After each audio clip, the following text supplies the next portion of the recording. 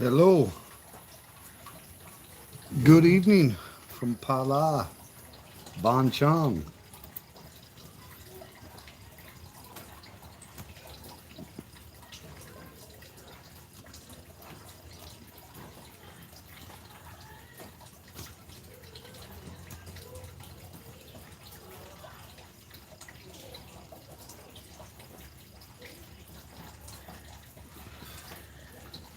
Got three people in the house. Appreciate you guys coming along, man.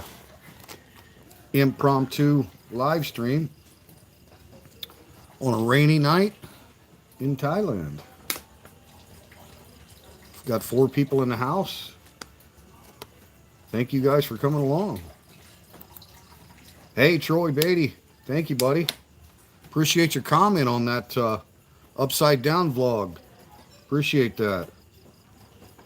Shira Khan, is tourism open in Thailand? Unfortunately, no, it's not.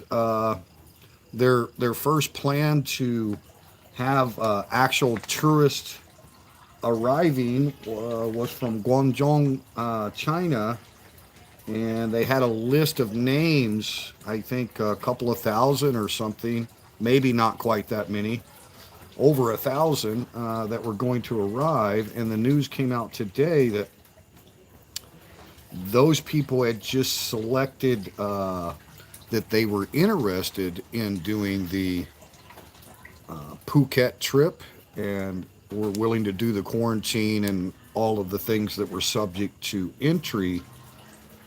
However, none of those people actually followed through and applied for the actual visa. So uh, I just heard that news today. So they were trying to open up Phuket Island, which is a pretty ideal location to get some people into as soon as possible because it's really suffered over there in Phuket. The economy is highly based on international travelers. It's probably one of the most uh, truck going by there. One of the most common destinations for Europeans and Scandinavians for sure, and maybe even Aussies. Although I think Aussies pretty much go everywhere in Thailand. Not that everyone doesn't, but I think the European, Scandinavian, and the English uh, are the number one annual tourists to Phuket Island. And the dry season will begin in mid-November, which begins the high season, what they call high season in Thailand for international tourism. Of course, there's not going to be any high season. And so we wish. Hello, baby. Haha, surprise you. I didn't tell any of the ladies that I'm going live from the house. I'm up here on the upper balcony, guys. Got the camera in a gimbal for you, so I will be able to carry you around a little bit. While we're waiting for more people to join, I'll give you a little bit of a tour.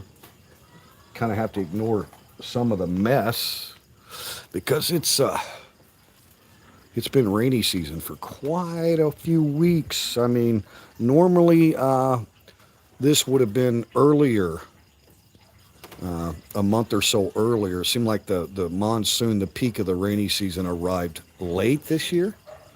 But it's funny, when I first moved to Thailand and lived through the first rainy season, and then I would ask people that had been here for many years, I'm like, so when does dry season start? And I'll never forget a good friend of mine, Ufe from Sweden, lives up in Isan. And he'd been coming to Thailand for 30 years or so. He told me, he said, dry season begins November 14. I'm like, wow, that's kind of specific. November 14, that's like the day. And he's like, yeah, after that day, there's no more rain for like 4 months. And I'm like, wow. And sure enough, he was like dead on. So whenever the dry season begins, it's like a switch. The rain is gone. And at the end of dry season, it's kind of like a fall season. because a lot of the leaves, fall off the trees and everything gets really, really dry. If you don't want your grass to die, you got to water your grass, kind of thing.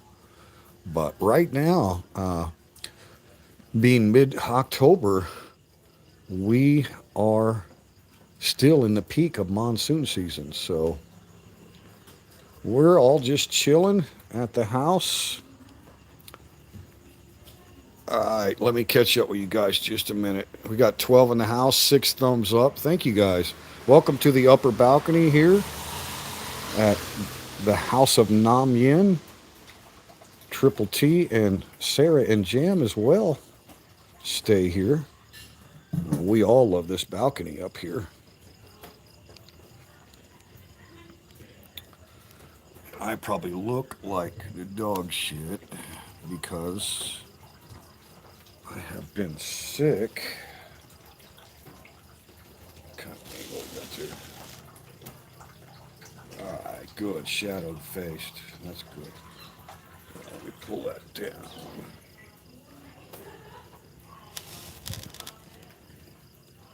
All right.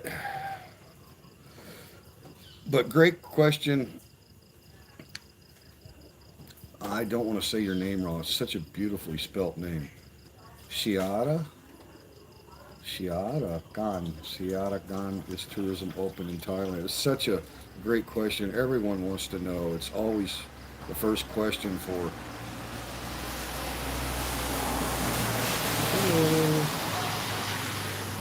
That our roads brand new asphalt, but with that rain, it gets kind of loud. Uh, you know, all of my friends back in America, I mean, it's the first question they ask when we chat, or if I haven't spoke to them in a while. It's just no way for any of us to be able to give a definitive answer. It's kind of like I always tell people, whenever international travel resumes, that's when Thailand's going to be open for tourism. I mean, there might be some experiments like the one they tried with Phuket, but they didn't get the actual application for the visas to begin entering as tourists. They didn't get all that done, so that didn't even happen.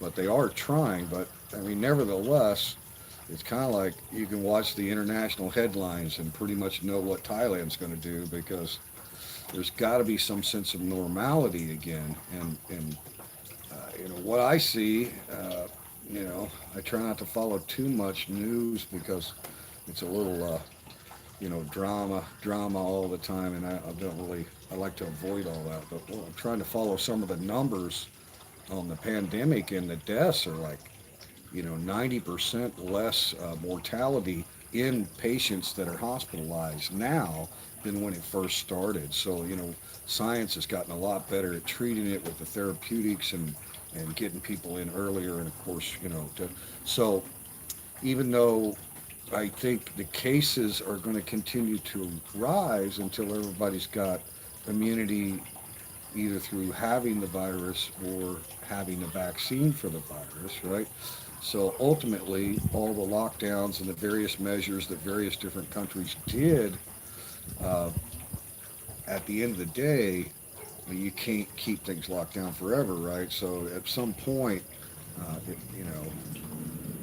you just gotta say, well, we're going to be subject to spread of the virus again if we open our borders, and so every country, I think, is going to struggle with that. And I think, in a very highly controlled setting with the quarantines and the limitations on your travel, at the destination and all that, because high season in Thailand starts, like I say, November, mid-November. Rainy season's over. It's beautiful dry weather, no strong winds. I mean, no storm. You can set up canopies and don't have to tie them down. It's just so predictable weather during dry season. It's just amazing. Almost guaranteed sunshine almost every day for like 4 months. Not exaggerating. I mean, you might get a little sprinkle of rain or something through dry season, but very short lived. You're not going to have any rainy days. It just literally cuts off about mid November. So That being the high season, that's when people really like to travel because that's the cold season in all the northern hemispheres, obviously. So the Russians love Thailand. Everybody in the Asia Pacific, region. This is like their South Florida. I mean, it's a tropical country. It's got good infrastructure, a lot of things to see and do. Very friendly people, low cost. For tourism and everything. For entertainment, for all that kind of stuff. So it's a great question, and I'm glad you raised it because that's you can't predict any country. All you can do is pay attention to the international news, and if that ever, whenever, returns to normal, then some of us in Thailand are going to be able to say, "Yay, you can come in now," But until there's some kind of sense of normal throughout the world, hard to speculate. All right, let me catch up. Yeah, I said hello to Troy. Why came in? Patrick came in. Thank you from Chula Vista, California. Man, I hope you guys are getting some rain out there, Patrick. We need some of this monsoon rain in California. God, please get them people some moisture. It's been dry too long. Put out some fires. Steve Perrin, we have English rain in Nakhon Nayok today, drizzle all day, right? Hey, Steve, I miss Nakhon Nayok. Beautiful province. If any of you that are in Thailand and haven't been to Nakhon Nayok, if you're a YouTube vlogger and you're watching this, man, there's spectacular video opportunities there. One of the largest waterfalls as far as height in Thailand is in Nakhon Nayok province. It's called Setiga. Nam Tok Setiga, and it's actually a UNESCO World Heritage Center as well. It's just a beautiful stop, and then there's a beautiful lake. You can take boat excursions, tourist boats on the lake, and they drop you off at different trails, and there's multiple waterfalls that come into the lake. You can hike back through the waterfalls. They got, secure ropes. Really great outdoor adventures. They got whitewater rafting down below the lake, below the dam, right? And I'm sure with all the rain, the floodgates are open. So it's amazing when you go down below this huge dam, and it's not that old. I think it's called Kondam, and it was built by King Rama IX, his late great majesty, who passed away 4 years ago today. Yeah, we're closed down at the open mic because of the observance of King Rama IX's passing. So dark day in Thailand. But anyway, before I lose my train of thought, if I haven't already, yeah, I done it. I lost it. Whatever. Let me catch up. Oh God. Nakhon Nayok. Yeah, it's an amazing province, guys. I mean, you got to go see it. And then there's the Royal Thai Military Academy there, where I was a English teacher for a couple years, and it's open to the public. It's got archery, it's got kayaking, it's got zip lining, just all kinds of cool stuff. Really huge campus, beautiful scenery, hiking up to the hills, and they have the acronym CRMA. RMA is just Royal Military Academy. The C is for King Rama V. His name was Chula Chumklao. Chula Chumklao. So it's Chula Chumklao Royal Military Academy. And the letters are like the size of the Hollywood letters in Los Angeles. And so the cadets hike all the way up there and take photos at the letters. I've never been all the way up there. They do have concrete stairs, but it's too much for me. But anyway, that's the story on Nakhon Nayok. Amazing, amazing place in Thailand. And you also have Khao Yai National Park there, too. It's where you can see wild elephants. It's beautiful, beautiful. Bad Badger in the house. Thank you, mate. Yeah, all is good, man. We're just probably like everybody else in most of Thailand. I don't know how it is in Phang Na. Mr. Badger in the house, guys. If you haven't seen that channel, check out Bad Badger Retired in Thailand. But I, just relaxing because of all the rain. It seems like it's gone on for weeks. Yeah, the waters went down. That flooding video that my wife put up was from the open mic. I was really sick that night, and so I couldn't get to them.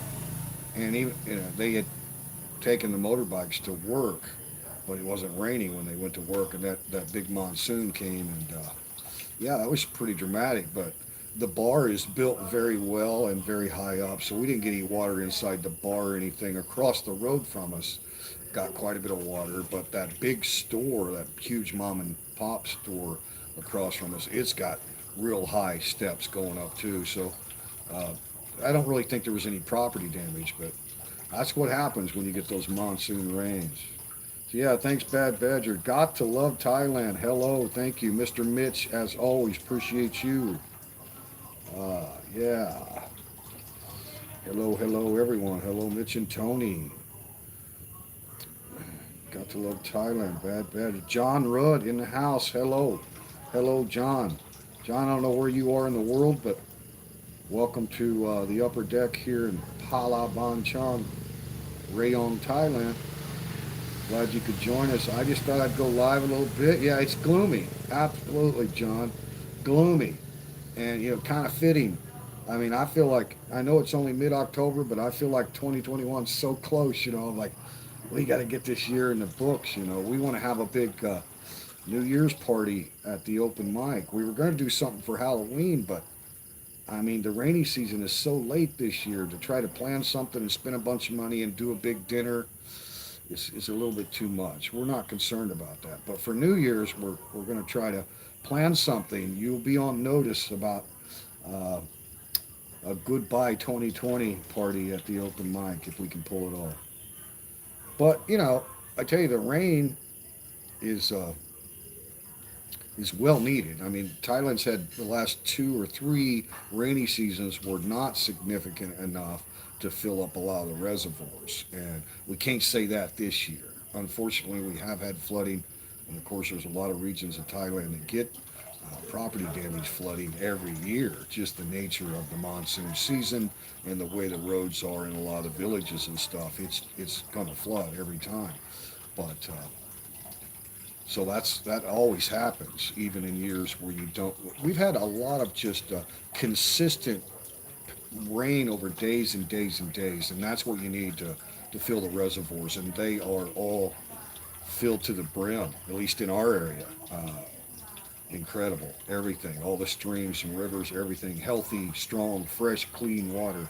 Oceans are stirred up real well, of course. The beaches aren't that clear right now because of all the storms. All right, guys. But anyway, take a wet Thailand over a sunny UK at the moment. I take a wet Thailand over a hell of a lot of places, John. Good point, man. I tell you what, guys. If you watch some of my vlogs recently, I'm trying to make some shorter vlogs for you guys, and then kind of put some informative information in there too. But I really do mean it when I say in the vlog I feel like a kid on Christmas Day when I wake up in Thailand. Now that may be, you know, exaggerating a little bit, but there still is that excitement, that not knowing, you know, what the day might bring. I mean, Thailand is just such a different lifestyle. It's such a chilled, relaxed. I mean, our neighbors are great. We got neighbors from Holland right over here, and then we've got a double Thai family in 2 houses on this side, and then we've got a German man and his Thai wife down there, right?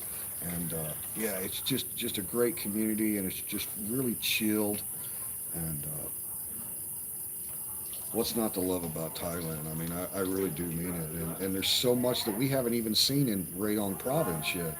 And I want to take you guys on some really cool motor vlogs on Black E2, right, on the Kawasaki 900. When dry season gets here, we'll do some actual road trips, right? I can do some motorcycle tours for you, and we'll go take that slow walk in those small villages and stuff and check things out. Yeah, appreciate that, John. 19 watching, 13 thumbs up. Thanks, Badger. Barry G. Good morning, Barry G. Good morning to you. Thank you for joining. I totally unannounced and apologize to the mods. Thank you for coming along. AZ in the house.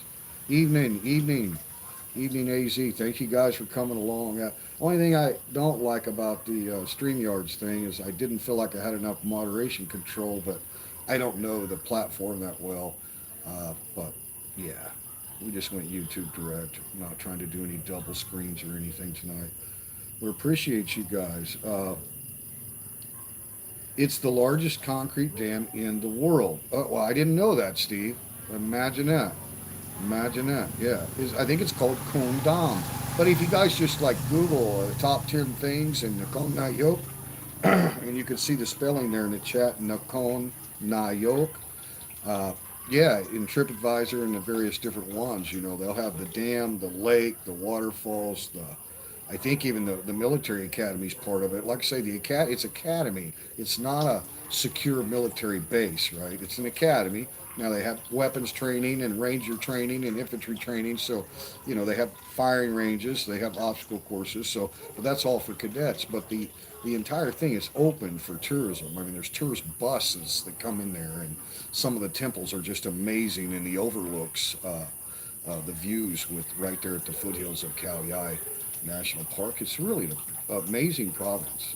I highly recommend it. I wasn't really vlogging that much back in the Nakhon Nayok days. I didn't really start vlogging until after we got down here to Rayong, and I wasn't teaching at a school anymore. So anyway, yeah. Mark Momillion, Mark Momillion, Britain, Bringham. Boy, I sound like a stupid yank. Stupid yank. Uh, Beering, UK, 11 degrees today. Okay, the temperature here is like 25. So that's really comfortable temperatures for I'm in southeast. They call it the eastern region, but southeast of Bangkok, right? So to 25, and we haven't had the air on all day, and several of us have like taken naps today, and yeah, great sleeping weather. But yeah, happy to have you, Mark. Happy to have you. Zane Patterson, good morning from Nashville, Tennessee. Rock and roll. The heart of country music, man. Love me some Nashville. Thank you for coming along. Appreciate you letting us know where you're from, guys. That's up to you, but always nice to see where people are from. We had snow here in the Rockies, in Alberta, Canada. Welcome, Barry G from Canada. Yeah, I figured it's that time of year, right? Beautiful country up there, though. My God, man. I used to love winter before I was diagnosed. Well, when I, before my disease, when I was diagnosed, it's like, well, when I found out exactly what it was. Now, before the onset of my autoimmune disease, I loved winter. I was a hunter. I hunted a lot of white-tailed deer, a lot of bird hunting, pheasant hunting, quail hunting. Uh, loved it, loved it. Put the boots on and go out and wade in snow drifts. Loved it, and I can't even fathom trying to do it now. I mean, when you deal with chronic pain and neuropathy and stuff, changes your life. I don't even like to wear socks, right? So my life is all in sandals now. Occasionally, I have to slip a pair of shoes on, and I'll wear those little short ankle sports socks. But yeah, man, the winter wonderlands, love them. God bless Canada, man. What a beautiful country. Beautiful. 9 and raining this morning, Mr. Mitch. Wow. I'm good, very good. Lim Samkit, Sawadee Kap. Dimat, Om Dimat, Ma, Mi Kwam Suk Tuk Wan, Tini, Thailand. Omrak, Thailand. I love Thailand. Always happy, always happy. And you kind of got to like, Thailand's really only got 3 seasons: hot, hotter, and hottest. It's kind of the joke. I mean, the seasons really don't change. They call it rainy season, dry season, and cold season, but really, cold season is still hot weather. Even when it gets cooler, even in the northern regions, you have some cool, chilly mornings, campfire and a jacket kind of feels good. But it'll get hot during the day. I mean, it'll warm up, to 25, 30 degrees even during cold season. So it's never like a long cold spell.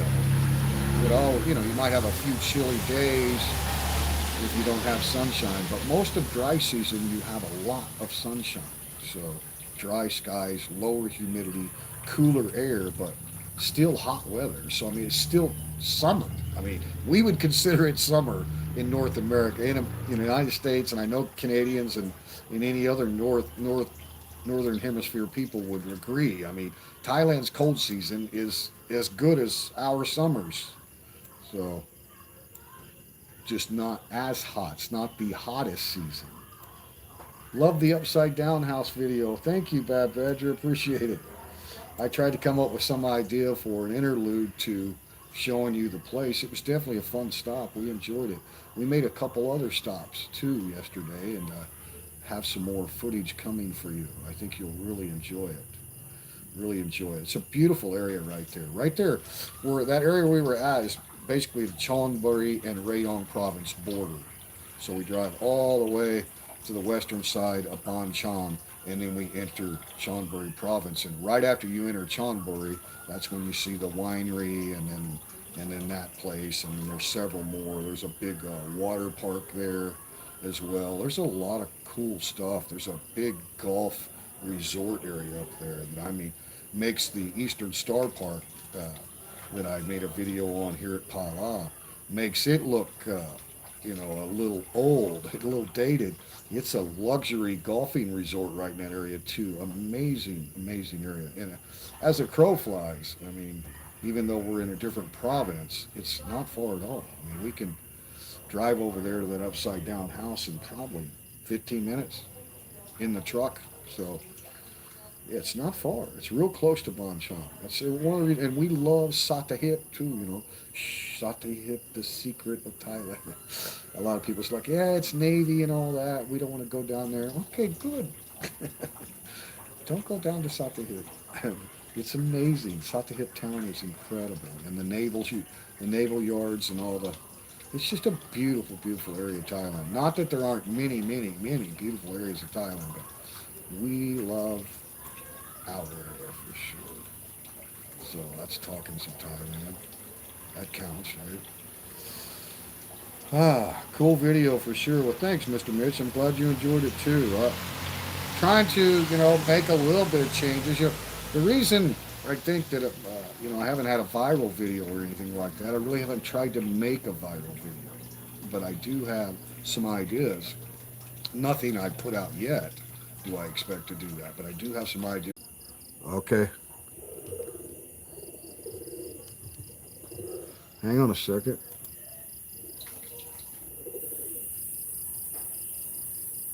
Okay, we're back. Sorry, guys. But anyway, yeah, Steve Perrin.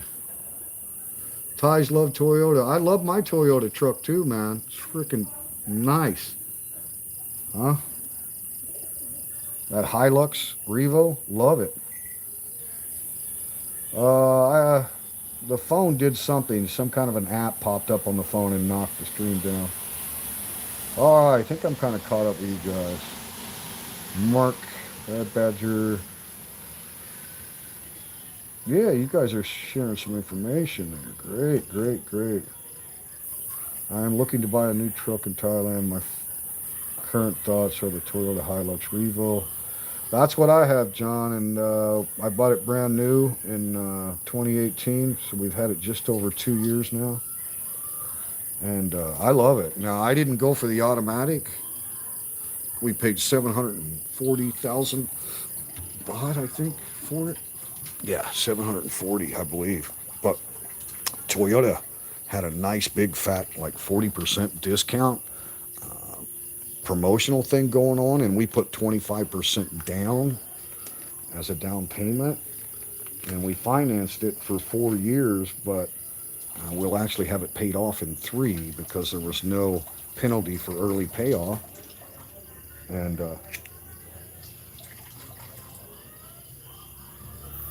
it's not like a balloon note or anything. So our payments on 4 years was around 12,000 baht a month, 12,000 and some change. But what we've been doing is just paying 15,000 baht every month for over 2 years now. So that additional money that we pay goes directly to the principal.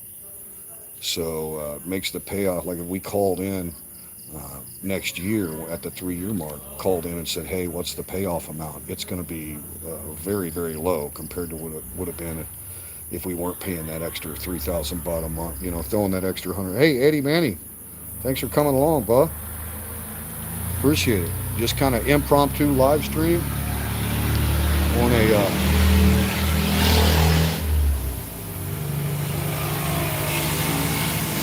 another wet night here at Pala. It's really just kind of softly raining now. Nothing heavy. But definitely everything has been remaining wet, seems like for weeks now.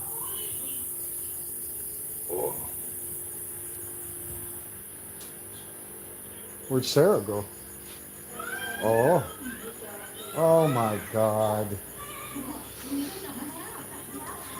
Sarah and Jake laying down together on the couch. Cutest thing ever. So, yeah. Here's my Hilux. I didn't do the automatic. I did the standard 6-speed transmission. I've always had a truck. Like, I had a big commercial van, extended cab vans, 3/4, 1-ton vans, Ford vans. And that's what I used in the construction business as a contractor. But I always had a truck for hunting and for moving stuff and all. You got to have a truck, right? And every truck I've ever had's been a standard. So I just wanted a standard. And I don't drive. If I was in Bangkok, no way.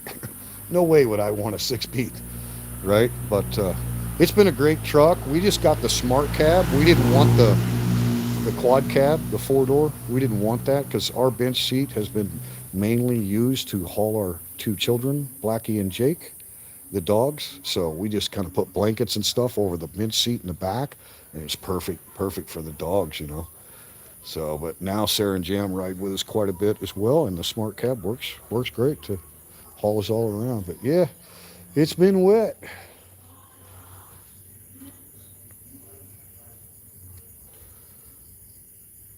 Lowered and pimp Thai style. Yeah, that's not going to happen, right?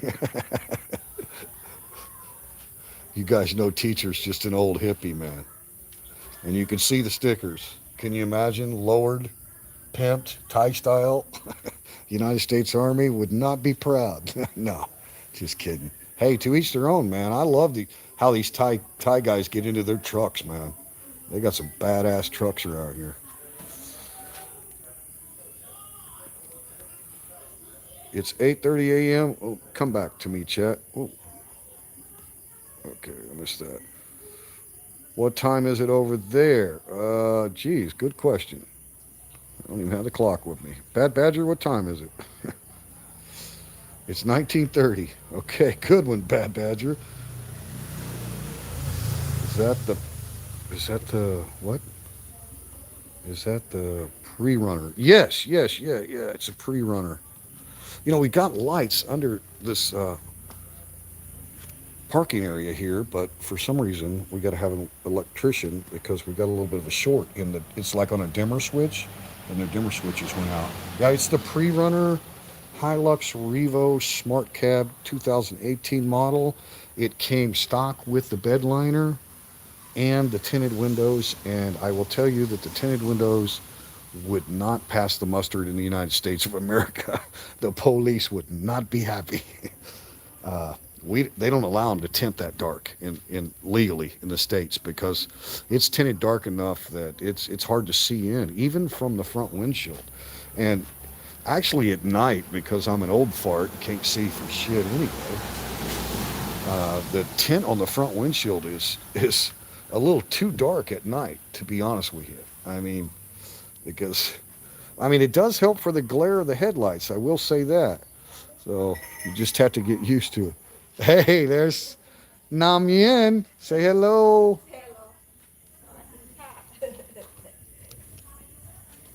We're just getting on the rainy house tour.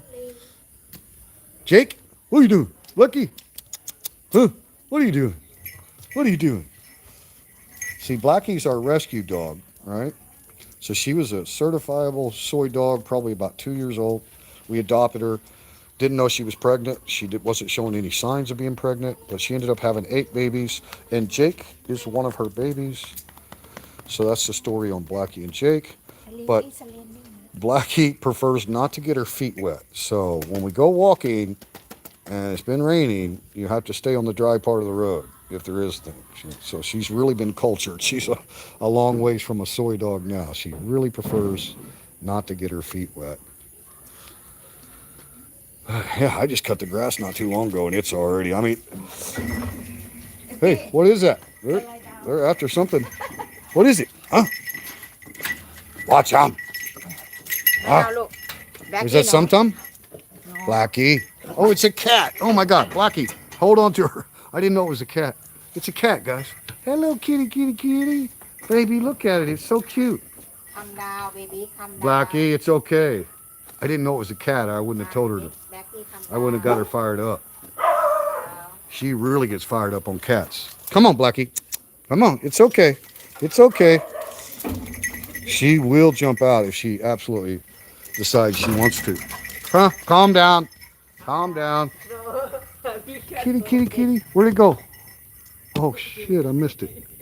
Darling. Huh? Blackie. I think the cat ran off now, baby. It's okay. Cat's gone. Oh, hey, hey, hey. Calm down. Calm down. Calm down. Blackie. Blackie, come to mommy. Well, we almost had a rodeo, guys. Good girl. Good girl. Huh? She's like, I have to protect my home from those venomous cats. Oh my God, did you see it? It was one of those fur balls. He was so cute, though. Blackie, it's okay. What a cute little kitty. I go away. Yeah, it's a good thing you grabbed her because I think she would have bailed. But yeah, we love the truck and it's got like 12,000 kilometers on it after 2 years. Blackie, no. Blackie, put tea. Oh, she's gonna pour tea. Okay. Good girl, Jake. Come. Come, baby. Come. Blackie, come. But yeah, our dimmer switches out, or all this would be lit up out here. So yeah, we got road bikes and stuff, guys. As soon as the dry season gets here, I've got a really nice mount for the GoPro and stuff on the handlebars of the bike, and we'll take you do some bike riding around these back roads around here. It's just amazing, amazing countryside all around this area. Darling, you see? You can bike ride to the beach here in probably Your daughter? 10 minutes. Good girl, Blackie.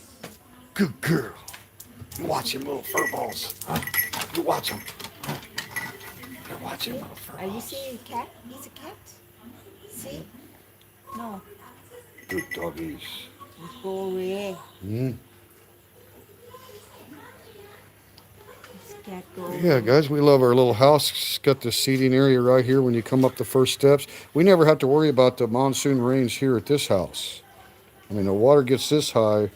You're going to see it on the international news. The Thailand's completely underwater if it gets up these steps. So this is our first level here. And Yin's not going to like it because the house is not perfectly clean, but I'm going to give you a little bit of a tour. But anyway, yeah. And then we've got side yard over here too with a canopy, and we do barbecue grills and stuff over here. Any of you guys watch some of the older videos? We did some barbecuing right over there. I got the grill at the bar right now. But anyway, then there's the upper balcony. And we're not going to be able to see too good, but what I wanted to tell you about how fast everything's growing is this lake that's directly across from our house, which just gives an amazing view here. We can see all the way to the beach here. Watch out, big ass. You see those buildings that are lit up? That's on the beach.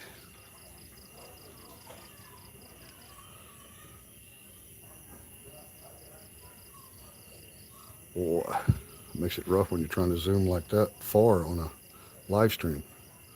Okay, back up. So that's right on the beach there. And there's this lake right out here. Just got a beautiful view. Well, they've been like coming in with heavy equipment and,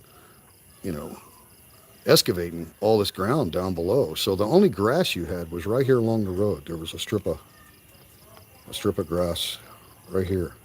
at the road. And then after that, it was just all level dirt. And then there's like a little peninsula that goes out into the lake. Just a beautiful view. Well, now it's kind of hard to see because it's night. There's trees in there that are 20 foot tall where it was just all dirt. I mean, all that stuff has grown up just this rainy season, the past few months.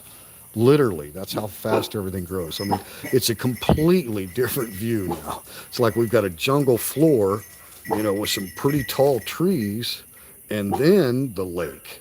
It's like completely insane how fast everything grows in Thailand. You could buy a vacant lot and come in and put some of these fast growing tropical plants and trees, and within a year, you'd have a botanical garden landscaped around your home. I mean, it's really cool. And it's one of the things that most people like about retiring to a tropical country, where the growing season is all year long. Back out there. Oh, back out and then it goes again. There we go. So anyway, let me catch up with some of this chat here, and then I'll take you inside, give you a view of the beach there. You're looking straight south into the Gulf of Thailand. All right. William Poole, thank you for coming in. Wow, you guys are awesome. 28 watching. All right. I'm going to take you and show you the house real quick. Guys, we pay 15,000 baht a month rent here. We signed a 1-year lease last year in September. So now we're just on a month to month.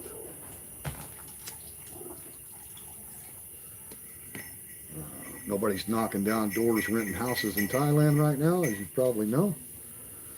There's plenty available, but we think it's a good deal. Now, that converts to roughly about $500 per month that we pay for rent.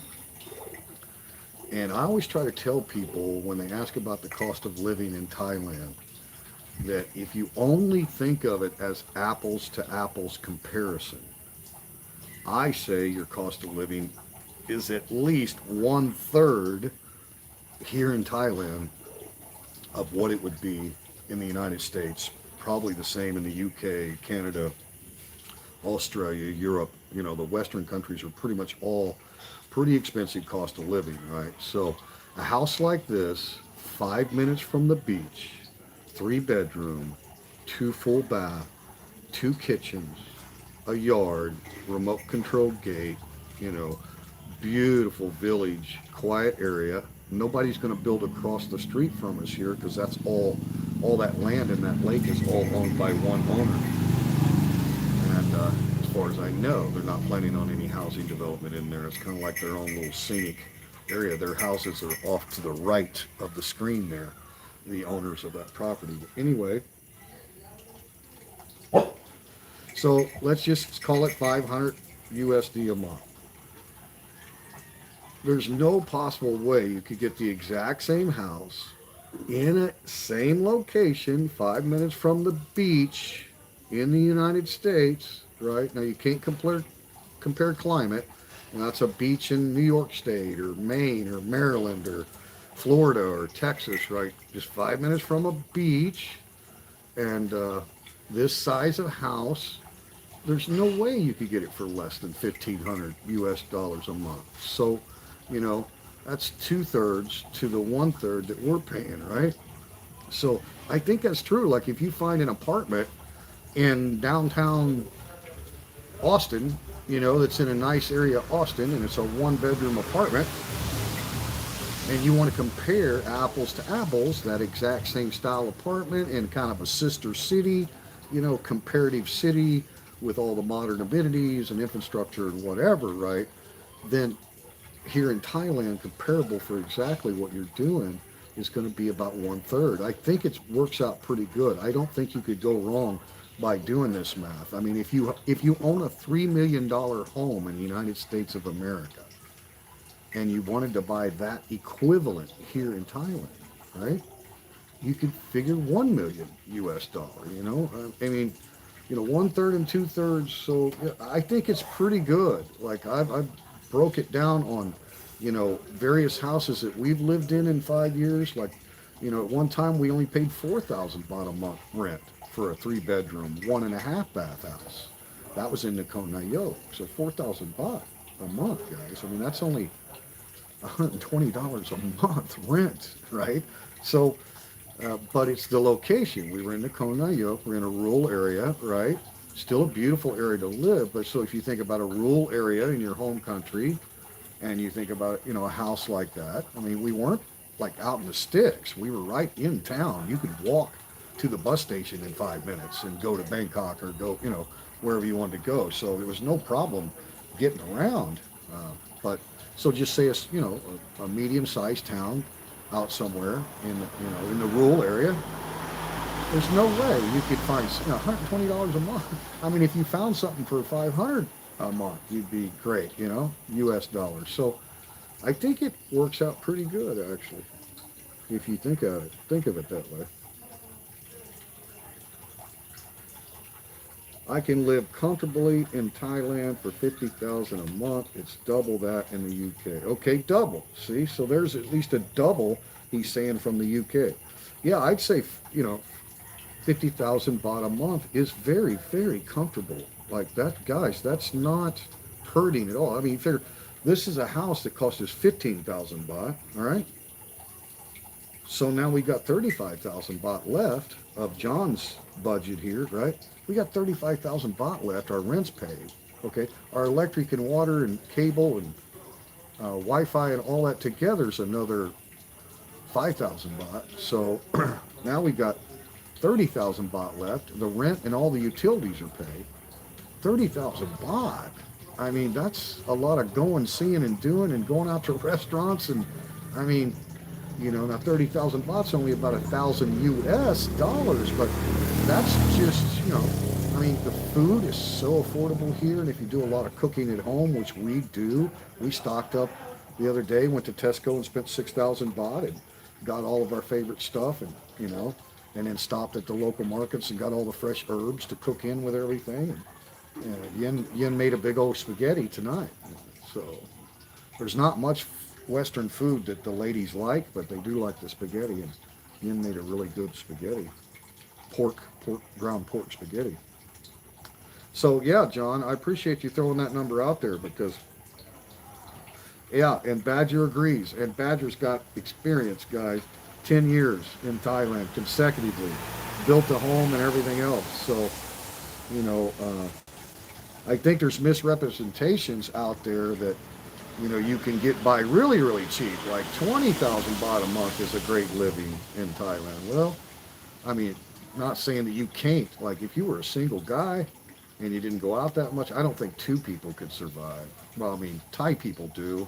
So I can't say you can't survive on it, but I think minimum, for a single guy would be 30,000 baht a month, and if you paid 5,000 baht a month in rent, then you got your 25, another 5 in utilities and whatnot. Now you're down to 20. So you kind of get the feeling that you can get by really easy on low budget here for sure, but. I think what these guys are talking about is realistic, like a comfortable. John said comfortably. I can live comfortably. Yeah, exactly. There's a lot of people that enjoy the little Thai style 1 bedroom or studio style apartment, right? And they're fine with that. A lot of guys do the condos. I would rather do a house. I've always been a house guy. If I could find a house. I'd much rather have a house and a yard, but to each their own, right? There's a lot of nice condos for this price range, 15,000 baht a month for a condo. I mean, you can get Jomtien Beach or down in Hua Hin or, just about anywhere, some really prime areas, a few minutes from a nice beach if you like that or whatever, even up in the mountains, Chiang Mai, northern Thailand. So. But Thailand has a lot of options for sure for low cost of living, and then say once your rent, your utilities, your basic cost of living's paid, then up to you. You want to just have a motorcycle, you go buy one second hand for 20,000 baht and not have any payments, or do you want to finance a truck and do you have the funds to pay a truck payment every month? Now, the Kawasaki, I paid cash for that. I just couldn't believe the price the guy had on those bikes, brand new, are around 550,000 baht off the showroom floor, so like 16,000 US dollars, and he had that thing on sale for 220,000 baht, and I paid him 210 cash for it. So that's more like $6,000, and it only had 5,000 kilometers on it when I bought it. All right, so there was no wear on it. Inside the house. Yeah, they want to see inside the house. I told them you didn't want me to because it's not perfectly clean, but nobody cares. Jimmy crack corn and nobody cares. But I mean, I don't think that this house, this is called the Bali style house. They're not really that unique in Thailand. They build a lot of these style homes. Of course, it's all concrete construction, guys. There's no wooden anything, right? Much of anything in Thailand. Even our doors are metal. We have some wooden railing, up the balcony, but everything's cement construction, block walls and stucco. Right? So now they've rearranged this since the girls started here. Can you say hello? There's Henri Sarah watching some cartoons. Yeah, so they just made it more convenient. They all get over here and eat their Thai food and watch TV or whatever. We used to have the dining table over against that wall, and Yen's Buddha stuff was down further, so that's kind of the dining area over there. But they modified it since we have the three ladies here all the time now, and yeah, so this would basically be the living slash dining room. Oh my God! Don't break it, baby.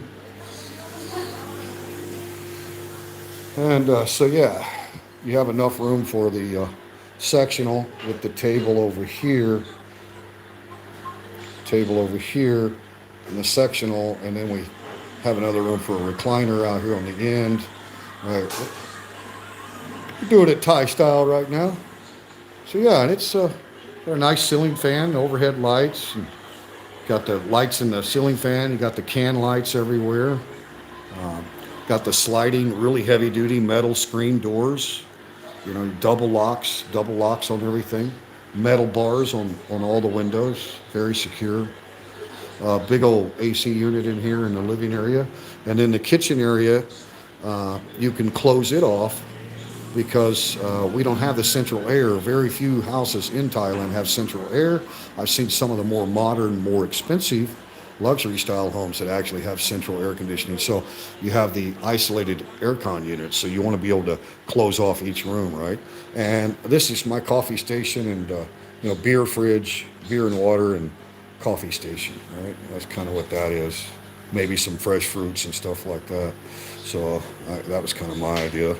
So when she's in here cooking and stuff, I still got access to snacks and coffee and whatnot. So yeah, it's just another sliding door that you can seal off there to go into the kitchen. And this is Thai style, guys, where there's no overhead cabinetry whatsoever, right? So what you do is what we do, buy these little metal cheap, on legs that work fine. So you just buy those. We've got like 3 of them.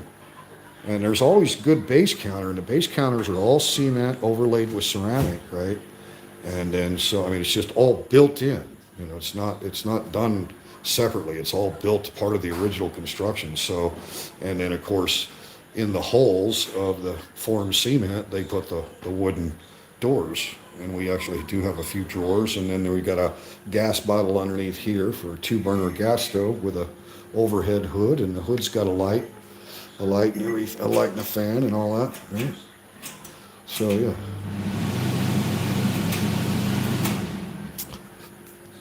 Another window here, and you see Thailand really secure. All the windows have bars, everything, and there's a exit that goes out here. This is where we do the barbecuing underneath that canopy, right there at the base of the steps. So you can really open it up good, and you can see our CCTV camera. Hello, smile, Teacher Thomas. We got those throughout, and yeah, it's pretty decent floor space. I really love the big glazed porcelain These are like 2 foot by 2 foot glazed porcelain with a real small grout line. So, I mean, it shows dirt, obviously, but it's so easy to clean. You know, nothing sticks to that glazed porcelain very well at all. And then you get a lot of these little electric filters for the water, but this house was 7 years old when we rented it last year, and that was the original filter system or whatever, and we don't trust it, so we don't use that. Right now, we're buying bottled water. We're going to buy one of the water coolers, electric water coolers like we have at the bar. We're going to buy one of those for here at the house. But yeah, pretty simple. And then again, because if you were running slow down, teacher. If you're running the big aircon, that's a big, like 25,000 BTU aircon up there, right? So if you were running that and had your kitchen open, right, and you wanted to keep this air conditioned, then you could close this window off, right? And then you've got a separate kitchen out the back. And a lot of these Thai style houses will have two kitchens. And, I would call it like the hot room, right? So, I grew up in restaurants and worked in a lot of galleys as a fry cook in my youth. And we often would have a separate hot room kitchen. And then the kitchen that we would do a lot of prep and stuff in would actually be air conditioned. But there's really no sense in trying to air condition the hot room, right? And you can see it's all windowed, right? Really good screens. So, you get a fan kicking in here, and then there's an exit out the backyard here. It goes out and around the house. So this is a second kitchen. It's got double sinks out here, and it actually has a 2 burner gas stove over here. And you can see that we don't use it for a second kitchen. We don't have the need for that. I mean, we're not big air conditioned people anyway, and yeah, we just cook in this one in here. But we do love it for the laundry room. It's really nice to have for the laundry room, because especially in the rainy season like it is now, trying to hang your stuff up outside is kind of crazy. But you can see how it's got a separate door. I kind of like it's got a wooden door out here. So you can close this off and close that window. So, if you were entertaining a big group of people, and you were really like cooking all day in the middle of the day or something, getting ready for dinner, and you want to keep your house cool for your guests to arrive, you'd be doing all your cooking back here, have some fans going, right, and keep the hot room going back here. And then once you stepped in here to the big preparation area, this would all be in the aircon, right? So that's I think it's a really smart thing. I've never seen a home built like that until I got to Thailand. I've seen restaurants that had a hot room design, and then last year for Yin's birthday, I bought her these 2 fish tanks actually. My birthday, November. November 27, she'll be 36. Samsik gal, Yes. 39. 39. Whoa, Say getting that, close to the big 40. 40. But we're kind of low on fish right now. We got a little busy, and so it's all good. It's all good. But yeah, guys, if you're married to a Buddhist, it's part of your life, right? It's important to have a Buddha room. We don't have a separate room for it, because the separate room is the office and the man cave in here. You can see my online teaching world. And I've got a vlog coming up for anybody that's interested in earning some income online, of how to pass a mock class and how to be a successful online teacher. So yeah, it's my man cave, and the background that you were used to. Sorry about that, guys, but I kind of spoiled it. I mean, I still got the lady over here, and I'm going to put James Dean back up, but I had to, I kind of got back in the game of doing some online stuff. I missed it, and it's a good supplemental. I just do it part-time, but I enjoy working with the children, and look for a vlog on that very soon, because the key, if you want to travel and have a nice supplemental income any country in the world, is to be a digital nomad, right? As we all know, and there's various forms of digital nomads, but if you are fortunate enough to be born a native English speaker, you have a real advantage to be a digital nomad in the online English second language world. This is the hall bathroom, and you can see it's like 9-foot ceilings, marble all the way up. It's a nice little, very well built house. Yeah, I don't think you could touch anything like this, even in the heart of Kansas, where I'm from, in the heart of the USA, for under 1,500 US dollars a month. So there's one bedroom. And is Jam sleeping? Jam awake? No, not sleeping. She's not sleeping?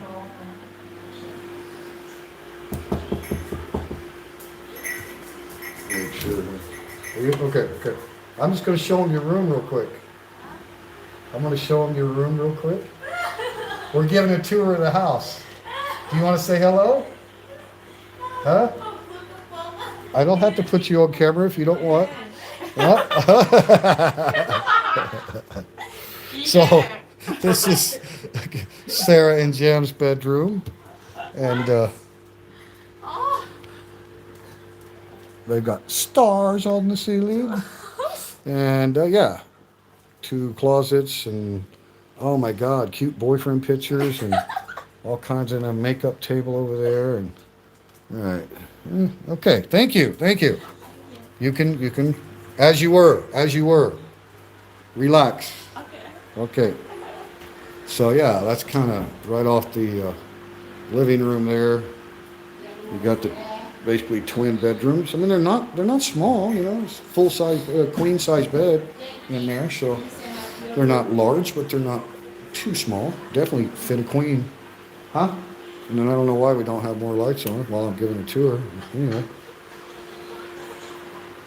well, a lot of room in the hallway. She had a bunch of stuff out here in the hallway, and then she decided she was going to rearrange things, and she moved it all. So now we got all this floor space in the hallway, and all we got's this bathroom scale. Man, this gimbal and this camera's heavy, but let's see what we got here. 83. Oh, that's lying.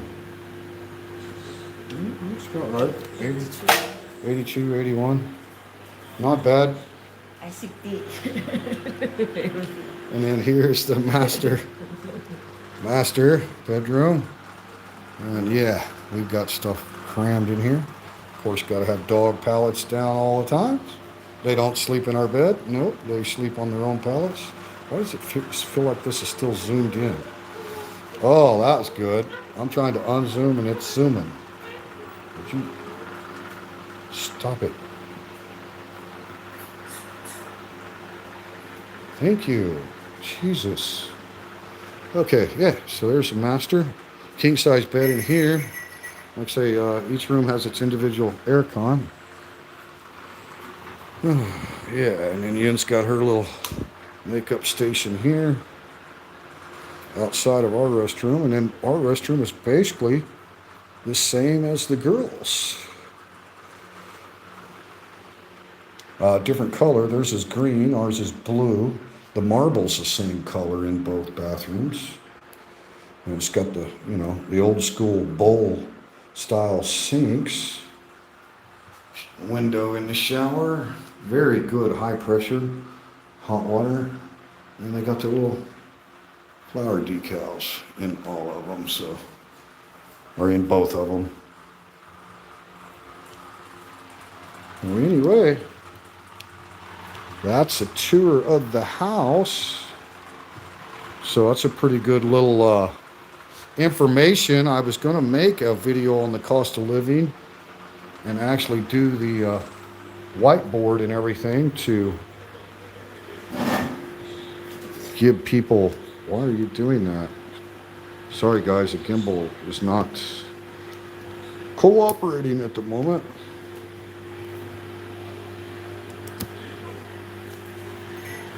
Okay, there we go.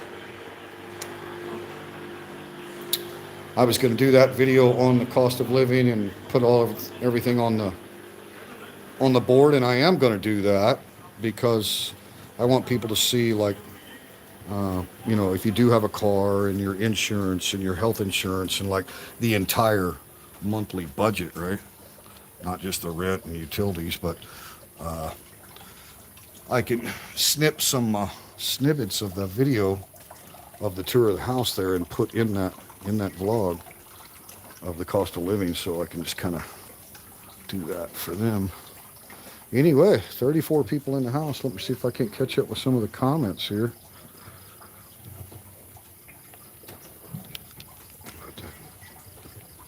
Kimball, me and you's about ready to get into it.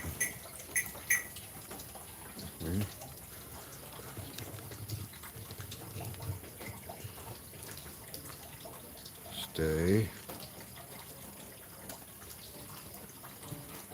Alright, pretty decent view. I'll catch up with the comments, guys, and I'll probably go ahead and close it out. I don't know how long I've been streaming here. But anyway, it's a beautiful night, very comfortable temperatures here at Palo. Very wet outside, obviously. I have had 3 great Thai wives. I am now on my 4th, so always be cautious. Wise words, John. I guess it just depends on, your first and second selection, right? I got lucky. I think my first selection is going to work out just fine. I don't anticipate any changes. Very happy. I was married one time for 20 years and said I'd never get married again, but sure enough I did, and I don't expect anything to change in that status. William Poole, you like a dangerous life. I hope you are lucky now. Yeah, 3rd time's a charm, right?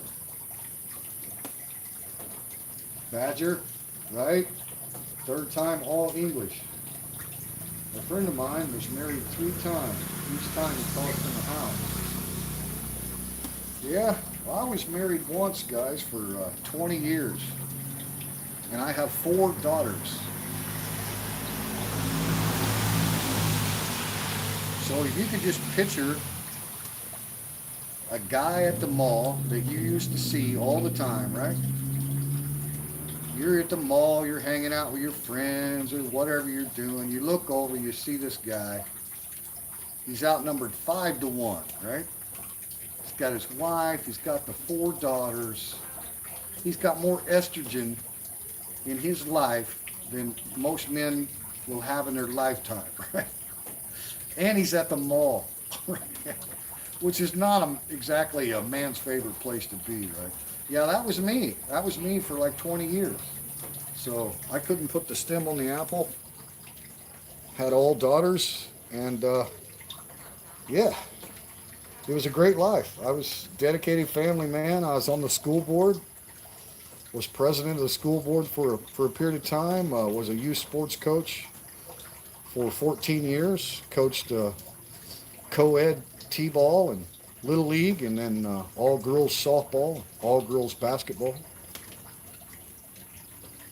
Self-employed as a general contractor, building homes, working with fine craftsmen from all over the world. Yeah, so that was my life, and then the divorce was in 2004. It wasn't amicable, and so when you talk about losing a house or maybe losing 3 houses, I'm the guy that lost the farm. I don't know why that CCTV camera, that light should not be on. I may have to look at the settings on that. That light is a motion sensor light. So that kind of ruins that view a little bit. Looking straight into the LED system there.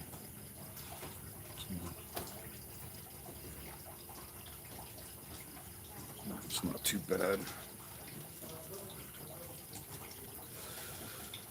Sounds like John has plenty of testosterone. Sounds distant. Yeah, it was distant, Eddie. You hear me better now, probably. And my neighbors over here, my wonderful Dutch neighbors are having quite a conversation on their upper deck as well. Ah. 3 beautiful children, ages 6, 4, and 2. I am 56 in March. John, I just turned 56 September 2nd. All of my children are grown. I've got 11 grandchildren. Some of them are that age. I've got a new grandson I haven't met yet. He was born early this year in 2020,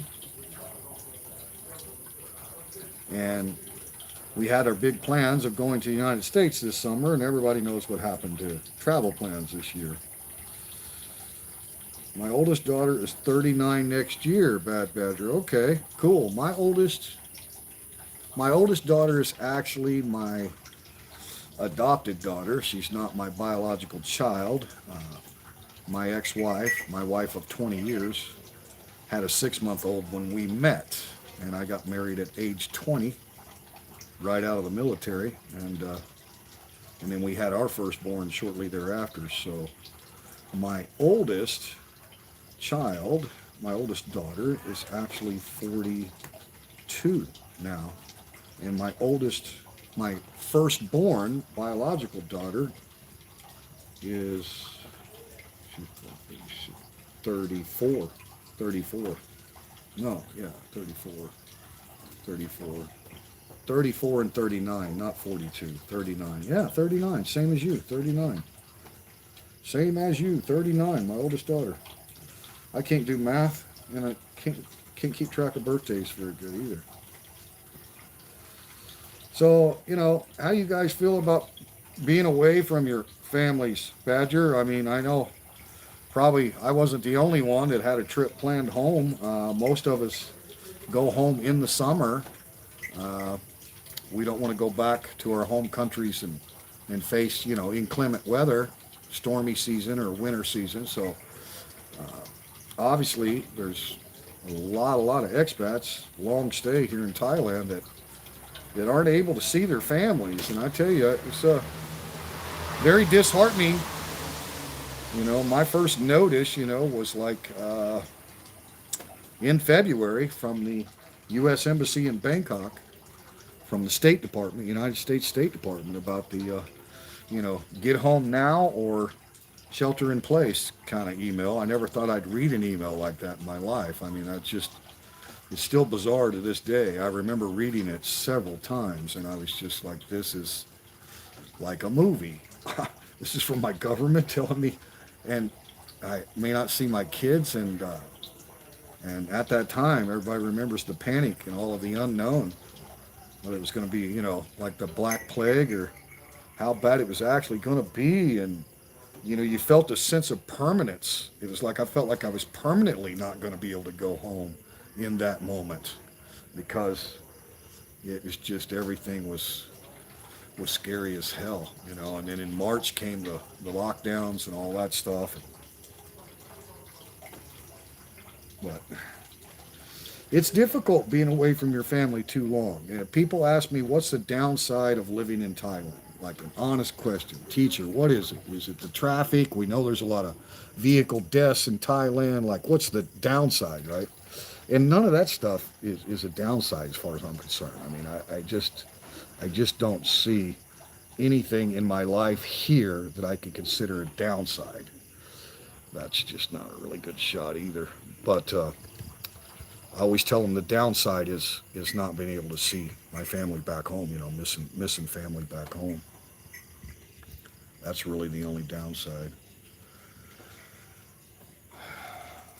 You enjoy it more, Eddie. Being old make you look at it differently, and with the experience you gain, you have a blast. Eddie, I'd have given up more just for early freedom and to get my life back. Now single and enjoying life again at 53. Nothing wrong with that, my friend. Nothing wrong with that, man. I think we all deserve to live for us. You know, I mean, a lot of people might say that's a selfish statement. But to me, being selfish is really not a bad thing when it comes to being selfish about your own contentment and your own happiness. You're not selfish in that you're not giving to other people, and considerate of others. You're not selfish in that way, but you're selfish in the sense of protection. Eddie's, I'm 53, I'm single. I don't have to worry about a partner. I don't have to worry about making anybody else happy but myself. And I'm loving life, right? And I know Eddie's got a lot of experience in Thailand, and it's just an amazing experience to live here. It just really is. We all talk about living the dream, It's just really, it really, really is. I mean, is everything perfect? And are we all like, Thailand's so much better than our home countries in every way? No, it's not in every way, but it's so much better in our than our home countries in important ways, very important ways that affect your day-to-day life, your mental happiness, like lack of depression, lack of boredom, lack of sorrow, just because, it's tropical. So you can always be outdoors and be active outdoors doing something. And just the lifestyle, the culture is so laid back. It's not a fast paced, aggressive society that most of us grew up in, you know? It's just the opposite of that. And you can absolutely uh, put yourself first, right? Once you get to a certain age and you've been, through marriages or raised children, or whether you had children or didn't, you dedicated your life to your career or whatever it was. Me, I was a family man all those years, and I was a laborer. I mean, I grew up in the trades. I mean, my mother was a restaurant manager, and my father was a floor installation specialist. I mean, he could install anything on the floor you could imagine, from carpet to vinyl to tile to hardwood, marble, anything you could imagine. The man was highly, highly skilled. He was one of the most well-known artists of his trade in all of Metro Kansas City. Uh, you asked anybody who Tom South was in the trades, and they knew who he was. And so I got an apprenticeship with my father in the trades, in the crafts, and then went on to manage my own business as a general contractor, and that's how I raised my children. And my divorce in 2004, I lost the farm and walked away poor again. I had all of my tools, my work vehicle, my pickup truck, one of the boats, my my personals, and my firearms. Oh, that's it. And I gave everything else up and started over. And then I was single 10 years before I moved to Thailand in 2015. 10 full years, had quite a few relationships, very nice American ladies of all different styles, and not once did I even get close to considering marriage again. Not even close. Just not even close. And that may be as much my fault as it was any of the women that I dated, but it just came really natural when I met Yin. It was like something that I felt like for the first time I would actually have a partnership, not a marriage. Marriage doesn't define what we have. We have a partnership, like she's the person I lean on, I'm the person she leans on. And there's never a question whether we're there for each other. We're very different, and her English is not completely fluent to where we have in-depth conversations, but you know what? I don't want to have all that in a marriage anymore. I want to have a relationship that's, different, you know, and that may be selfish too. I don't know. There's a joke somebody said after they had a Asian wife. I forget what comedian was talking about it. It was like, yeah, after I was married to an Asian for, 5 years, I realized that all that shit that my exes were demanding of me was not natural. That women don't need, their man to constantly cater to their needs and be materialistic about things, and there's like a reboost of happiness every time you do something for her, right? Now, not all Western women are like that, so I'm not trying to paint with a broad brush or stereotype, but that is most of the experience. Men in the West are generally expected to really care about, pleasing their woman, eager to please her, because, as the saying goes, if she's not happy, I'm not happy. But what was the joke again? Shit, I screwed up the punchline, but it was a really good joke about how, he just realized that everything that they were demanding of him was not natural. Like, wait a minute, all that shit, like, you know what I mean? The high maintenance thing, I don't find, I know, speaking for me personally, it's just the opposite being married to yin. And all of the friends that I have that are married to Thai women, and not that their women are exactly like mine because everybody's different, but they all, kind of agree that it's like a reversed role. It's almost like the women are expected to please the men and be more, eager to please them uh, than the other way around. It's kind of like in Thai culture, a lot of the Thai men don't buy flowers for their girlfriend or their wife on Valentine's Day. Seriously, guys. I mean, it's just not a big thing here in Thailand to show public emotion or affection and that kind of stuff. So, not only do Western men buy flowers on Valentine's Day, like we do surprise gifts, we plan a dinner date, we plan a movie, we plan going to a theater, we plan a weekend getaway. Like we're always the planners, and we do this stuff. Like we could be planning hunting trips with our buddies or going fishing with our buddies, but when you're in a relationship in the Western culture, it just seems like you're obligated to do that. I mean, we go to psychologists for marriage therapy, right? And marriage counseling and all that stuff. And that's what they tell you, you got to take time for each other, and, you got to take the lead, and make sure your lady knows that you're going out of your way to plan these things and surprise her and all that stuff. Not saying there's anything wrong with, Western relationships, but that's just the culture, I think. And that's just very uncommon here to, like, I think most Thai women, even professional, educated women that have money and come from wealthy families, I think that they're happy with small, simple stuff for the most part.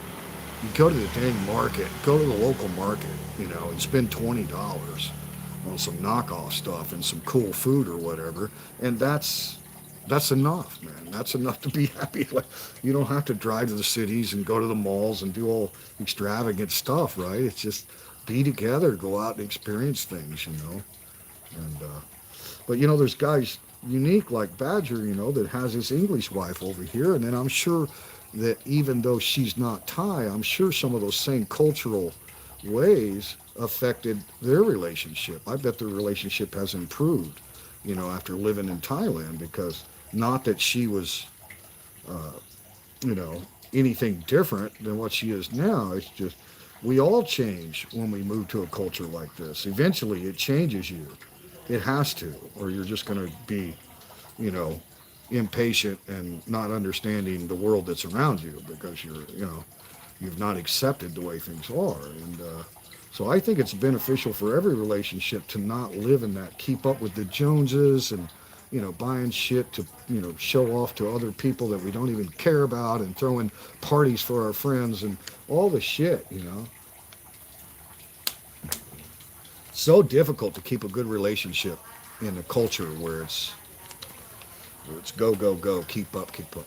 Now, if it's a family-oriented relationship and then you have children and it revolves around family activities, I think those are probably the most successful marriages in the Western culture because it's all about the family.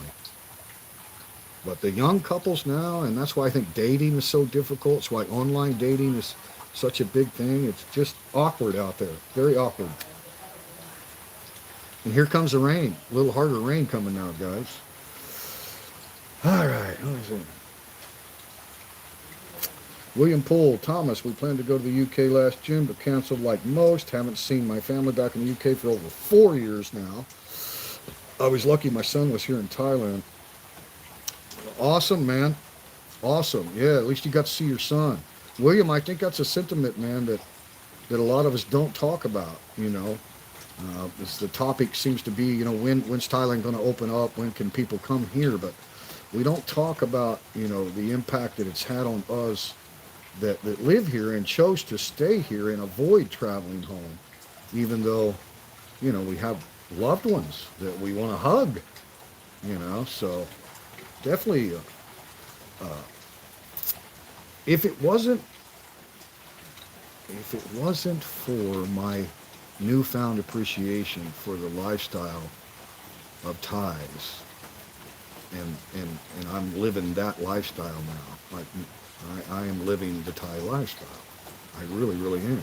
I mean, I'm really happy with simple Thai food. I can eat a bowl of noodles for 35 baht. I'm great. I don't need to go to malls. Like, I'm really, you know, really happy with simple things. You know. But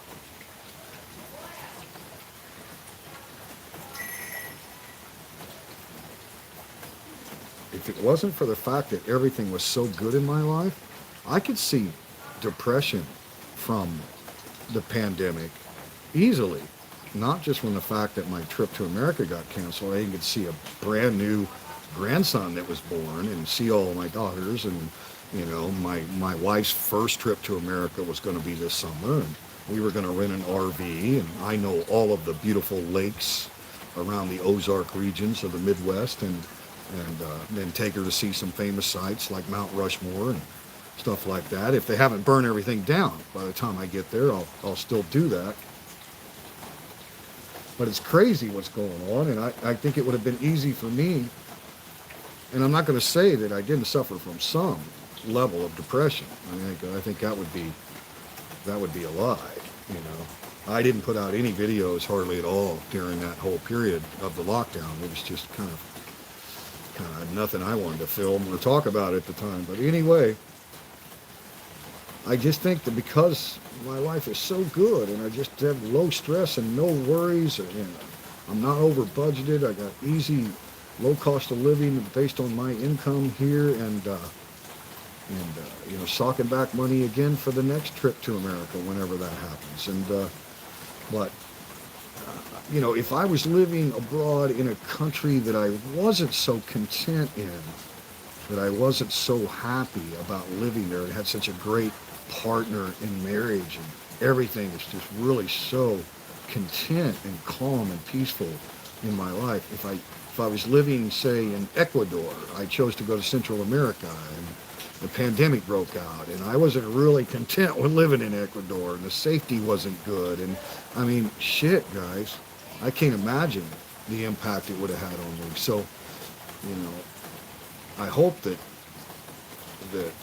people that haven't had long stay experience in Thailand will realize that when we say how much Thailand has changed us or changed our life for the better and how happy we are, if you put it in that perspective, if you look at it like, there's people committing suicide all over the world, right, during this pandemic. You haven't seen any Thailand vloggers or people in Thailand out there, with the loudspeaker talking about how miserable they were during the pandemic because they were in Thailand, and it's incredible. It really, really is that we feel so safe and secure here during something like that. So I think that's a really good in-depth description of what do you mean your life is so much better in Thailand? What do you mean you're living the dream? What do you mean everything's all, flowers and daffodils and skipping through the tulips, the way some of us talk? And it's just, look at it that way. I mean, you take myself or Bad Badger or, John or any of these guys, that are living abroad and, here in Thailand specifically, and say, how do you think this whole post-pandemic period would be on you right now if you were stuck in Venezuela or Brazil or Peru or, just pick a country, I mean, hell, I'm glad I was in Thailand rather than back in the United States of America.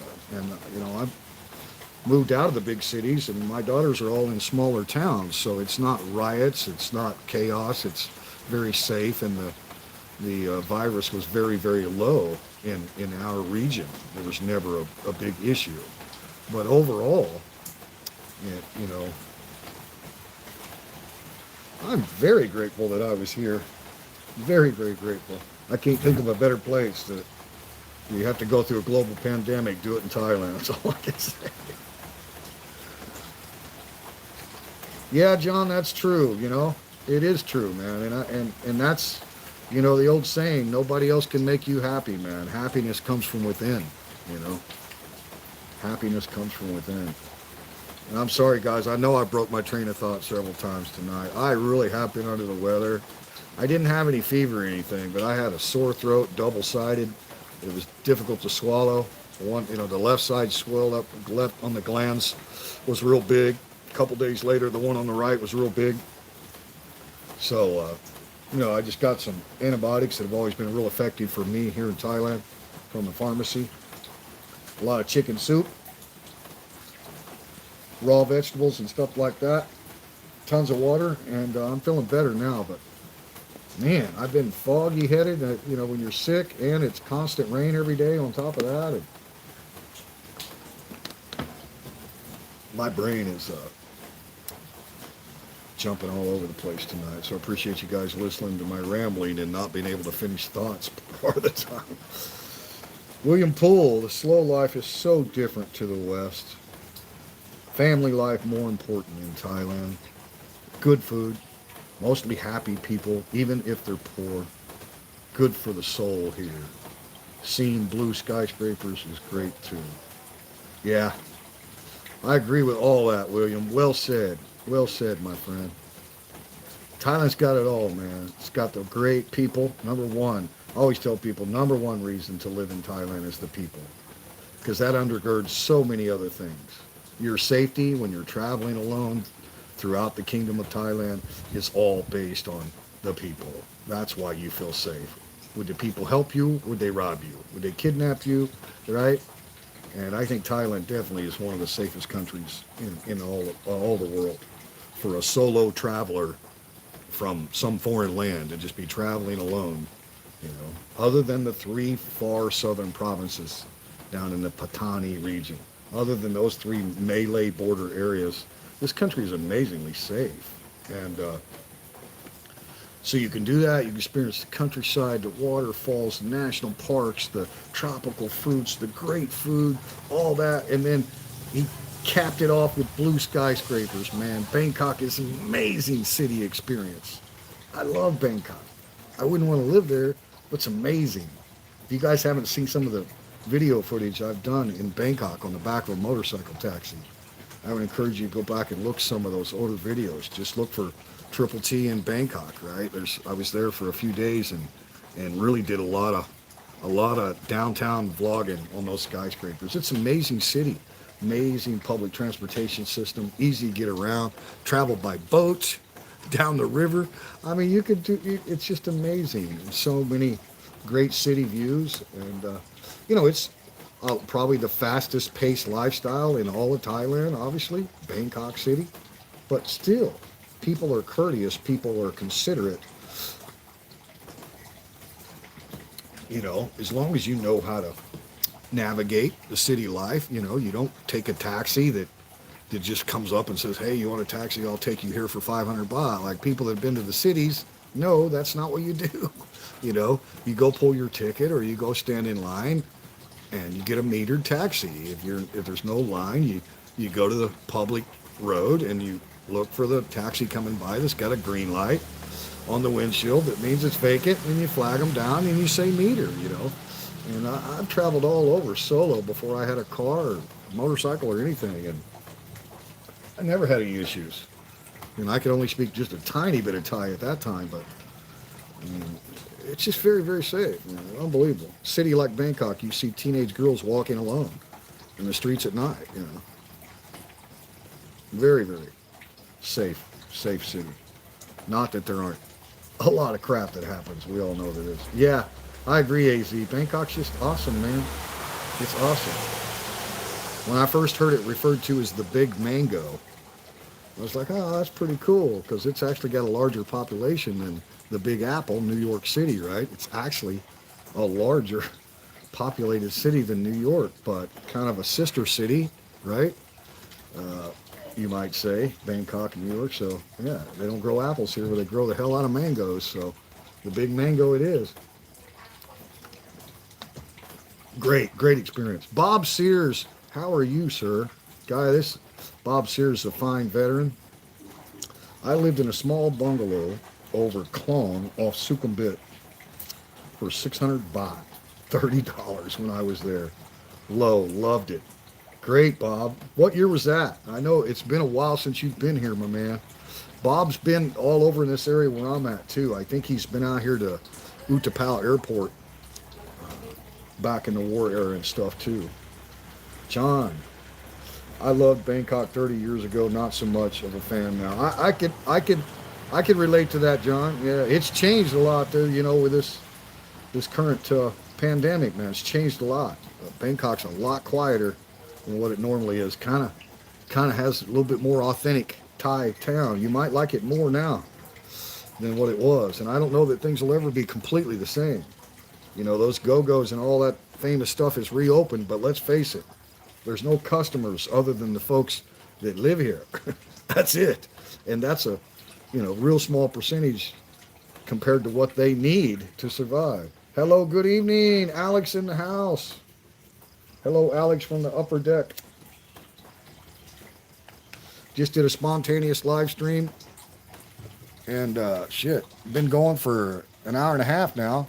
Gave everybody kind of a tour of the house as well.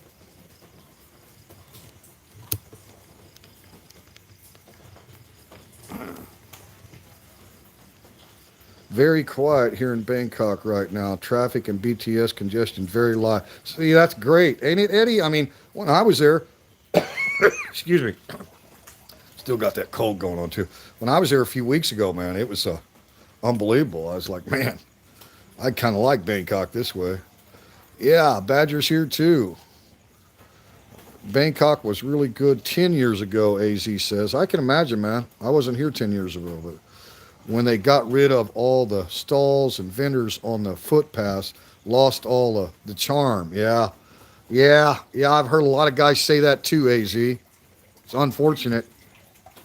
And then I heard guys that have been here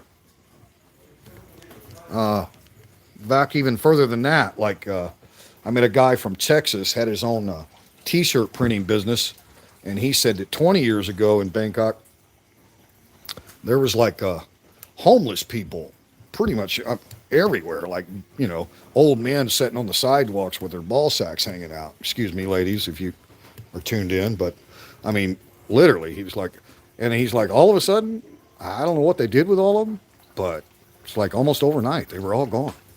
So, now he was telling me that, the way it was 20 years ago, and he had been in Thailand 25 years when I met him. So, he was here 5 years of when it was a very, very different walk around Bangkok city streets than what it was thereafter. And, but yeah, there's a lot of those government restrictions on those food stalls and stuff that people really disagreed with. But, you have to say, I don't know the details of it, and I try to stay out of the politics here in Thailand, but I know that even today they have more freedom, to sell chicken or fruit or whatever on the side of the road in Bangkok than they do back in my home country. So whatever, restrictions they added, I'm sure it's still minor compared to what most of us are used to back in our home countries. It's Girl Scouts can't even sell Girl Scout cookies hardly anymore,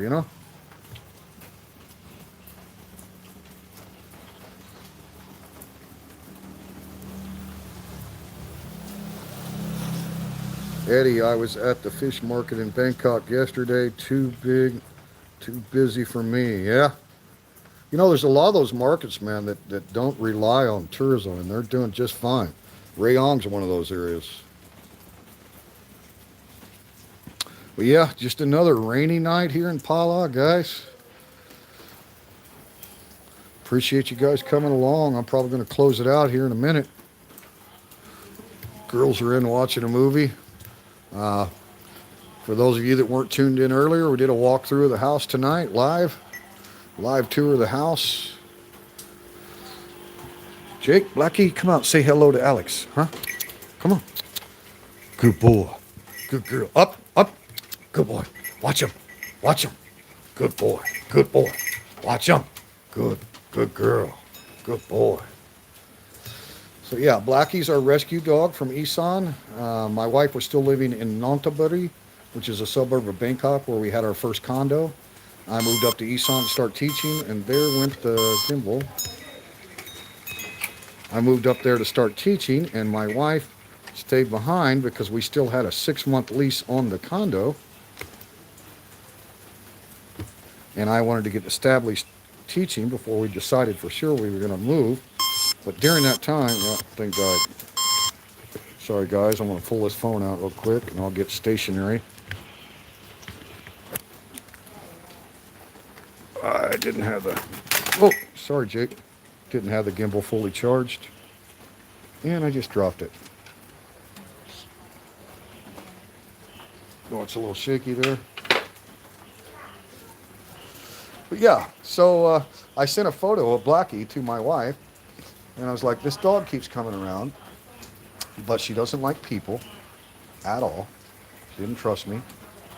And she was always by herself. She wasn't with other dogs or anything. And I could just tell by the way she carried herself that she was really intelligent. So I bought food, and my wife reacted to the photo, and she loved her ears. She's like, ears look like little pig ears. See how they fold down? So my wife loved her, and I was like, okay. So I bought some food, and she would come to the food pan if it was out away from the house a ways, right? She wouldn't come close to the house. And slowly I kept bringing the food closer, and I got her on the porch, and it literally took me about 2 weeks to pet her. Literally. And then finally, when she came up and ate underneath the porch and I pet her, then she would come to the porch every time and eat the food. She wouldn't insist that the food be put out away from the house. So she'd come to the porch frequently, got to petting her more and more, and finally put the food across the threshold inside the house. She came inside. It was probably about 10 o'clock at night. I shut the door, and she slept right there and never took her eyes off that door. When I woke up the next morning, come out of the bedroom, she was right there facing the door, right? She was not about staying in somebody's house. She was a complete soy dog. So anyway, after that, she started staying with me all the time, and then my wife came up, and she was already pregnant, and she wasn't showing signs of it. So I guess it was about 6 weeks. My wife came up a couple weeks later, and then a few weeks later, she had 8 puppies. And Jake is one of her boys. And then we got to know his father is a great big old golden lab. I mean, his father looks like 100% golden lab, right? I mean, big old jaws on him and everything, big round head, big heavy body, a lot heavier than Jake. But Jake's taller, I think, than his daddy. But they're both great. Anyway, that's the story. You know, when you adopt a soy dog. And now Blackie prefers when we go walking if her feet would not get wet. She's the opposite of a soy dog now. Huh, baby girl? Huh? She's just a beautiful lovey-dovey, aren't you? Huh? So,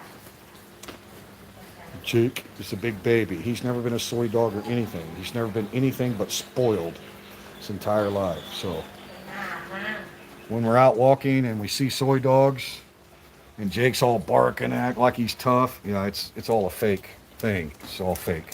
Isn't it, Jake? It's fake. You're just a big old spoiled baby. But Blackie, now she knows how to fight.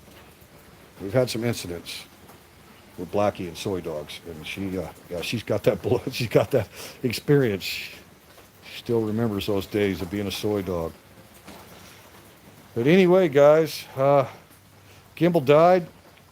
I think I'm going to go ahead and call it a night. If you guys would like to see a tour of our home here, we pay 15,000 baht a month for our house here in Palau. The beach is straight that way where you see those lights. Those are hotels on the beach in the distance there. Quiet little village, brand new road, brand new solar cell street lights all the way through, as well as a new guardrail, all painted up. Really nice area to live. So I'd say it's, you know, middle class lifestyle here in Thailand for $500 a month rent. $500 a month rent in the United States. Not even close to a beach, just in, you know, Mudville somewhere in the United States for $500. Yeah, you're not going to get anything like this. You know, you might get a 1-bedroom studio somewhere for $500. So that's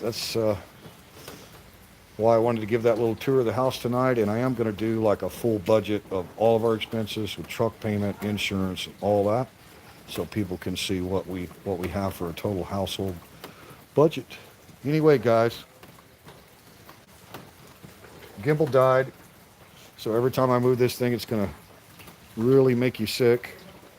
So I want to go ahead and close it out. Appreciate you guys tuning in. Jake, you say goodbye? Huh? That's all what you got? What do you got? Good boy. Good boy. What do you got stickers on? Who did that to you? Did Sarah do that? Huh? Blackie, say goodbye. Hmm? Good girl. But yeah, and Sarah and Jam made a brief appearance in the house tour as well, and showed you their room, our spare bedroom. So, and then we have two South African water turtles over here, Lulu and Lala. So we have dogs, turtles, and fish for pets, and that's why we don't do a whole lot of traveling. We always have to have somebody be a house sitter when we go on holiday, take a little vacation, which we will do again for you. Dry season's coming soon. I'm going to have some cool motor vlogs for you, take you to some areas that I haven't seen yet, go up into the mountains in our area and check out some new stuff for you. And when it's dry season, I can fire up the motorcycle and give you an actual motor tour, do a 2 or 3 day tour, and show you some cool stuff down here in Rayong and the eastern seaboard of the Gulf of Thailand. So anyway, guys, I look like crap because I'm sick, so I'm not going to spin it around. I'm just going to say peace and love to everyone. Thank you all for supporting the YouTube channel. Still growing, slow and steady. And look for some vlogs coming up soon. And if you're interested in teaching English online, I would encourage you to watch for a video coming up of how to pass a mock class and become a successful online English teacher. If you're fortunate enough to be born a native English speaker, there is a digital nomad world out here for you where you could travel and work and make decent money. You know, you can make 20 to 40 US dollars per hour teaching online after you get some experience and proven yourself in the online world as dependable, reliable, high-speed internet connections, all that kind of stuff. So you can travel with your computer, some props, headphones, good microphone system, and earn money as you travel. So I would encourage you to stay tuned for that. That vlog should be coming shortly. All right, guys. Peace and love to everyone. From Jake, Blackie, Triple T, Nam Yen, Sarah, and Jam right here at the house in Pala Banchang. Love you guys, man. See you later. Teacher Thomas signing off.